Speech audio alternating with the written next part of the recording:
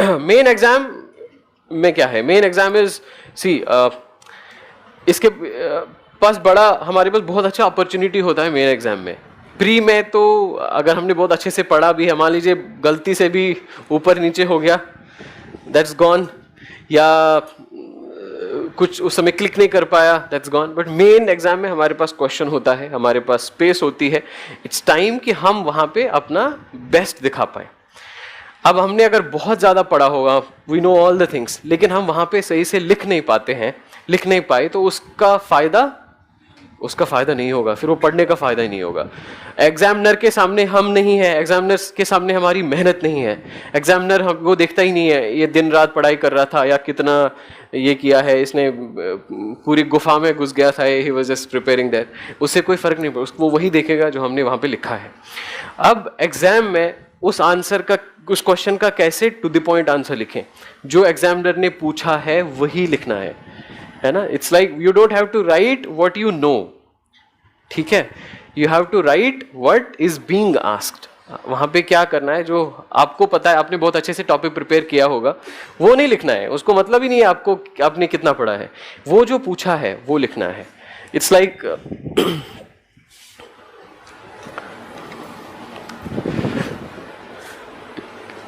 Venn diagram आपको पता होगा, है ना, गोल। मान लीजिए ये क्वेश्चन है, ठीक है, तो दिस इज द क्वेश्चन जो एग्जामिनर ने एक्सपेक्ट करता है कि आप, मैं ये चाह रहा हूं कि आप ये आंसर लिखोगे। तो जब हम लोग आंसर लिखते हैं तो हम लोग आंसर हमारा ऐसे होता है, this is our answer, okay. मतलब वो ये वाला जो सर्कल का पोर्शन है ये एक्सपेक्ट करता है, हम लोग अक्सर ये आंसर लिखते हैं। 10 मार्क्स का क्वेश्चन है तो वो हमें इस चीज के मार्क्स, क्वेश्चन आंसर मार्क्स दे देता है। ये जो ये ओवरलैप है, मान लीजिए ये 2 है तो वो 2 में से 10 में से 2 दे देगा। अभी भी यहाँ पे भी आंसर राइटिंग करते होंगे क्या क्लास में, टीचर 2 मार्क्स दे देता है, 3 मार्क्स दे देता है, तो दिस इज दिस। वो 2 मार्क्स कौन से थे? मैंने तो पूरे 2 पेज लिखे थे, है ना, तो 2 पेज में वो वही मार्क्स दे देता है जो वो चाह रहा था और हमने कौन सा पोर्शन उसका लिखा है। अब इसको यहां तक कैसे पहुंचाएं?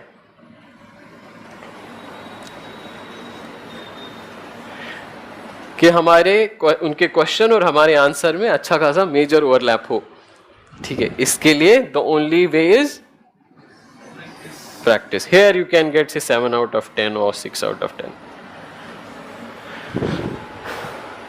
हम लोग इसलिए क्या है, जब हम प्रैक्टिस करते हैं तो प्रैक्टिस करते करते हमें पता चल जाता है कि मुझे क्या नहीं लिखना है, मैं क्या फालतू लिख रहा हूं, मुझे जो है एग्जामिनर और क्या चाह रहा है और मैं क्या गलत लिख रहा हूं। तो ये चीजें तभी आएंगी जब हम प्रैक्टिस अच्छे से करेंगे,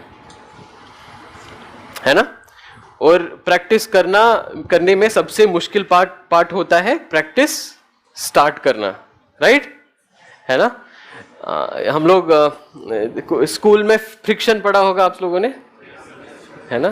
फ्रिक्शन हम 2 तरह की होती है, कई तरह की होती है, 2 ब्रॉड तरीके होते हैं। एक होता है स्टैटिक फ्रिक्शन, एक होता है काइनेटिक फ्रिक्शन। स्टैटिक फ्रिक्शन मतलब वो फोर्स फ्रिक्शन का जब बॉडीज 2 रेस्ट पे हो, जब रिलेटिव मोशन नहीं हो, है ना, उस टाइम पे जो फोर्स ऑफ फ्रिक्शन अप्लाई होता है, that is static one. Friction जब 2 बॉडीज एक चल भी रही हो तब भी एक फ्रिक्शन होती है, उसको काइनेटिक फ्रिक्शन कहते हैं।